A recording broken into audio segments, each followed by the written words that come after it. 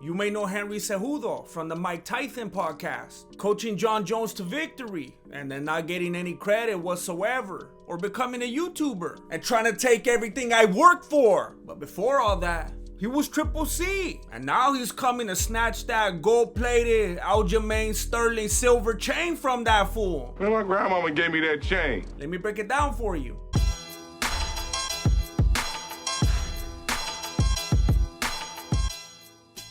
Hey, what's up everybody? My name is Jesse, and I'm the founder and grandmaster of MMA, Mexican martial arts. And this video was sponsored by the Ridge Wallet. And if Henry Cejudo got a Ridge Wallet, then he would be quadruple C, because the Ridge Wallet is the champion of the wallet game.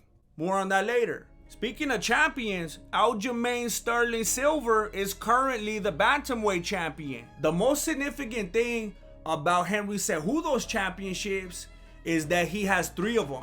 Potentially 4. And the most significant thing about Aljamain Sterling's one and only championship is that he's the only fighter in UFC history to win a title by disqualification, which is a weird way to become champion. But the weirdest part about it was the way that Sterling was acting when he took that knee in the first fight. The way he was acting all disorientated, breathing heavy,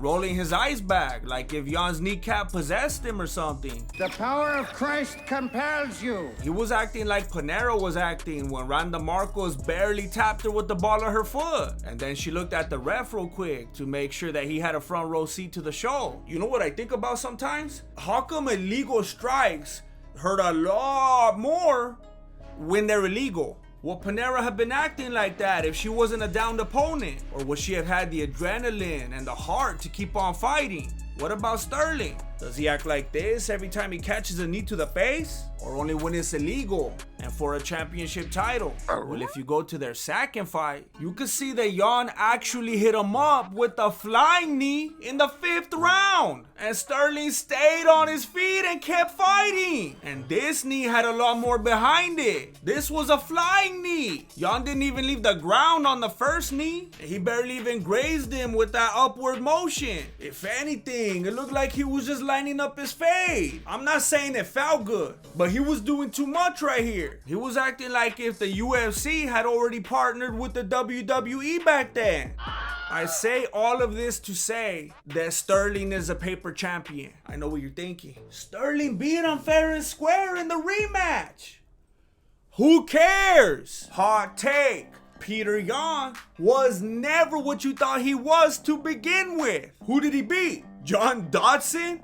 By decision? A washed up Uriah Faber? A post McGregor Jose Aldo? Sanhagen? Even EPO free Dillashaw beat Sanhagen. On the other hand, you have the greatest combat sports athlete of all time. The king of flyweight. The king of bantamweight, the king of wrestling, the king of cringe, potentially rocking with the king of wallets. I love gold. And some of you fools probably think that Sterling's gonna roll up with that body lock and rock in the back. And I understand that we're talking about an NAACP All-American right here, but y'all must have forgot that it was Division 3. You think he's gonna show up with that 3rd string IQ and be able to do anything against the youngest American Olympic wrestling gold medalist of all time? He couldn't even wrestle effectively against Brian Caraway. And the wrestling at Caraway's entire school was so bad, they had to shut the whole program down. And that might be why he throws so many kicks. He already knows that he's not at UFC level in the wrestling department. Most Division 3 wrestlers go to Bellator, but he's way too sloppy with those kicks. He throws them like if it was Mardi Gras, and fools are catching them like if they were Paige Van Zandt. You can't be throwing kicks like this against such a high-level wrestler. Cejudo's gonna wrap around him, and Sterling won't be able to do anything with that C-class wrestling. And I don't know if he thinks that his BJJ is gonna help him or what. By the way, how are you gonna take BJJ after being a wrestler? That's like taking Taekwondo after doing Muay Thai. But Henry Cejudo went the other way. He came into the UFC and started throwing his hands like if he didn't even want them anymore. He was throwing so much that people actually thought that his Olympic gold medal was from boxing. Coincidentally speaking, he actually was the Arizona Copper Gloves boxing champion in 2010. So he didn't come into the UFC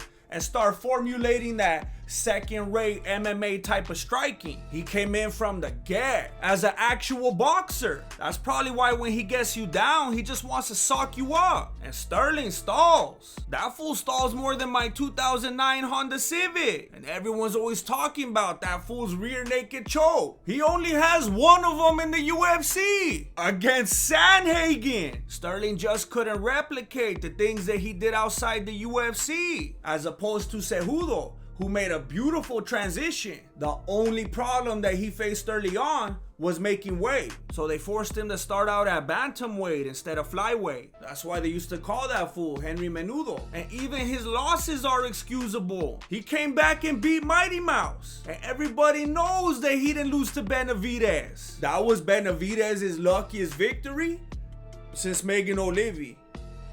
It's just that the UFC has been against Cejudo since day one. Even when he won the title, Dana White disrespected him by putting the belt on upside down, basically calling him the anti-champion. Because I'm assuming that Dana White is not theologically sound enough to know anything about the Apostle Peter. But he probably knows a thing or two about Judas.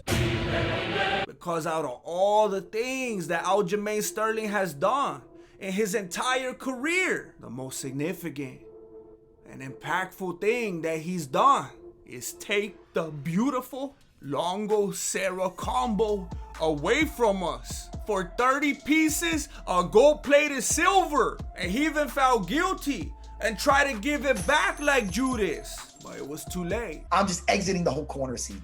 You know what I mean? Better that than more awkward moments. You got to do it like a Band-Aid, Jimmy. And it's too late for Sterling to learn any new tricks. There's just no area in which he could be Cejudo. He can't grapple with him. Supposedly they call him the Funk Master because of his unorthodox grappling style. But if he tries to grapple with this Olympian, he's gonna end up looking like the Flunk Master. He can't kick him because Cejudo will just put him on his back. What's he gonna do? Kick his perennial nerve? Cejudo's already been there against one of the greatest pound-for-pound fighters of all time in the first round. Cejudo's just built differently. He's got that perennial nerve because it lasts year after year. And he can't box with him. Sterling's head movement is terrible. He gets hit a lot. And Cejudo is fast and powerful. Sterling could try to climb on his back all he wants, but it's just gonna be dead weight. And then he's gonna be equivalizing himself with a Jansport. It's like he doesn't even realize he's disrespecting himself. Sterling is to Jansport as Cejudo is to the Ridge Weatherproof Commuter Backpack. I actually signed up for some community college courses so that I could carry this around more often. Unfortunately, I guess all the classes that I signed up for were online classes, and I've been having some trouble with finding ways to organically show off my backpack. The good news is that I also have my Ridge wallet handy when I paid for the classes, and it was no problem at all that I had to split my tuition across several different credit cards, because the Ridge wallet holds up to 12 cards and your cash. And I know that 12 cards is a lot, but it doesn't feel like nothing in your front pocket because of its slim design. I understand that that was a double negative, but you know what I'm saying. Whether it's the backpack or the wallet or whatever else you want to get, you could get yours by going to ridge.com/Voto and putting in the promo code VOTO for 10% off. I want to say thank you to everyone that's been showing love to the algorithm with the likes and the comments and sharing and watching the video all the way through and stuff like that. You have made it possible for me to continue making these breakdown style videos. Thank you. Thank you for watching Mexican Martial Arts. Appreciate it. Good looking out. Lay.